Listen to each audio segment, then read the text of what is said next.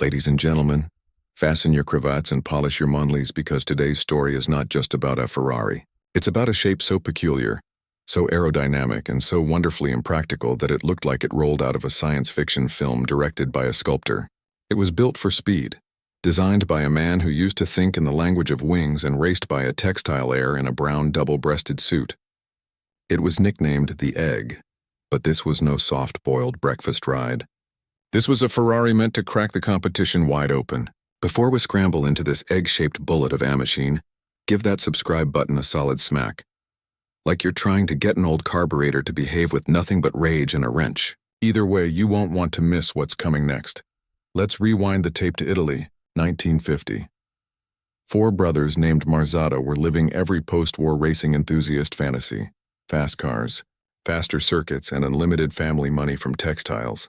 Among them, Giannino Marzotto stood out not just for his driving talent, but for his refusal to wear anything but tailored suits while doing 150 mph. His love affair with Ferrari was passionate, competitive, and just a little bit dysfunctional. Giannino had already won the Mille Miglia once and wasn't shy about reminding you. But when his Ferrari 166mm got wrecked at the Mille Miglia in 1950, he didn't just fix it. No, he transformed it. Instead of calling Touring or Pininfarina, he rang up Fontana of Padova and a sculptor named Franco Raiani, who normally bent metal into things that flew. Together they created something with the curves of a glider, the practicality of a submarine, and the swagger of a Milan playboy on payday. The result? One of the most singular, slippery, and unforgettable Ferraris ever built. The 166mm Tune 12 Export Woo. And why? Because from every angle it looked like a titanium Fabergé egg in wheels. But this yoke was no joke. Giannino wanted to beat the best by building better, lighter, faster, and with zero regard for tradition. The bare chassis number 024MB was handed over to Fontana, where Raiani wrapped it in a parallel skin, stretched over a reverse tubular structure that made it a whopping 150 kg, 331 lb lighter than comparable Ferraris. To go with its crash diet, the Uovo had a 156L41 gal fuel tank for over 550 km. 340 mile franca, critical in races like the Mille Miglia where gas stops could cost victory. It debuted at the Giro de Sicilian raw aluminum with a windshield soupright. It looked like it belonged on a street car. Inside, the Uovo featured triple Weber carburetors feeding a 2.6 L158 cubic in Colombo V12, which Giannino claimed made 186 brake horsepower. More than Ferrari's own 4.1 L250 cubic in cars in some conditions. The engine sat front mid-backed by a 5-speed manual gearbox, all mounted on Ferrari's short 250mm 704 and wheelbase frame. Up front, double wishbones and a transverse leaf spring kept things civilized, while a live axle and HUD hydraulic dampers out back kept it just barely on the road. The brakes drum style but with a regulator dial to balance things mid-ra. The wheels classic Barani wires because if you're going to risk your life at 140mm 225 km/h, you might as well look stylish doing it. And about that driving position, Giannino followed Enzo Ferrari's advice and mounted the seat as far back as possible to better feel the tail. A noble idea in theory, though in practice it made the car oversteer like a caffeinated go-kart with trust issues. When it rolled up to pressure for the 1951 Mille Miglia, now painted and polished, jaws dropped. Period photos show the crowd practically orbiting the car like it had its own gravitational pull. And it wasn't just a looker, it was a rocket. Giannino led the race by 30 km over Ferrari's own works team car before his tires started falling apart. That's right. A private ear car shaped by a sculptor and commissioned by a count was humiliating Ferrari's factory entry. Somewhere in Maranello, a few engineers probably started updating their resumes. Uovo never won the Mille Miglia, but it came close and it did take first overall at the 1951 Coppa di Toscana and the 1952 Trento Bondone Hill Climb. By 1953, the car was shipped to Mexico for the Carrera Panamaniana, but it never ran. I ended up in California, owned by newspaper publisher Ignacio Loausano, who raced it at Torrey Pines, Pebble Beach, and Willow Springs in 1954. Not bad for a car that looked like it should be parked outside a modern art museum. In the decades that followed, the Uovo passed through a string of passionate hands.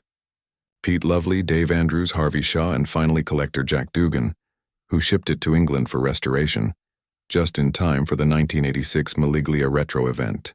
After a second appearance in 1987, it was acquired by a new owner who returned it to Italy, where it became a star attraction at Ferrari's 50th anniversary in 1997, the Mazzotto family gathering in 2013, and the Museo Enzo Ferrari in 2014. The wooden scale model used by Rieni in the design process was even tracked down and reunited with the car because some people collect stamps and others collect history. Now on toe comparisons. In 1951, Ferrari's own 4.1L works entries were the gold standard. But here was a privateer Frankenstein car, with a smaller engine built by a sculptor that managed to outrun the factory boys for most of the Miller Miglia. On paper, the works cars had more torque, more factory support, and shinier shoes. But the Uovo was lighter, slipperier, and braver. And let's not forget, it won actual races too. The Coppa della Toscana, the Trento Bondona hill climb, and placed fourth at Eos. This wasn't just a science project. It was a contender. Meanwhile, mainstream Ferraris like the 166mm or 212 Export were still relatively conservative in shape and configuration. They were beautiful, no doubt, but the Wu didn't care if it was beautiful. It cared about breaking air, skipping refueling stops, and embarrassing anyone who underestimated it. If Enzo Ferrari ever had a moment of private admiration for something outside the factory, it might have been when this thing passed him with 30 kilometers of smug distance. Now about that price tag. Since this was a one-off coach-built machine, it never had a proper sticker price. But a 1951 Ferrari 212 Export had a U.S. list price around $11,000, which today would be roughly $139,000. But the Uovo, it didn't sell like a regular car. In 2017, RM Cherise sold this exact machine, chassis 024MB, for a wallet vaporizing $4,500,000. As for current value, it's the kind of car that rarely appears in public, let alone at auction. But if it ever does again, bring an armored truck. And now for a few facts. Its windshield, upright and made of crystal, was praised for being reflection-free unless it rained, in which case you just had to drive fast enough for physics to do the wiping. One period photo shows the world's tiniest wipers trying their best, like a chihuahua guarding a bank vault, and the interior Spartan. If you wanted climate control, you opened your mouth and screamed into the wind, and if you're lucky enough to see it in person at Salon Prey or Moda or whatever billionaire's garage it currently hides in, remember you're looking at a sculpture that outran logic and nearly outran the factory. Big thanks to all our channel sponsors, especially those of you who hit that little join button and decided to support us with real human currency. You keep the lights on, the oil warm, and the nonsense flowing. And to the rest of you watching at home, may your fuel lines never clog. May your carburetors never flood. And may your own strange ideas one day outrun the expectations of even the fanciest mustache in Maranello.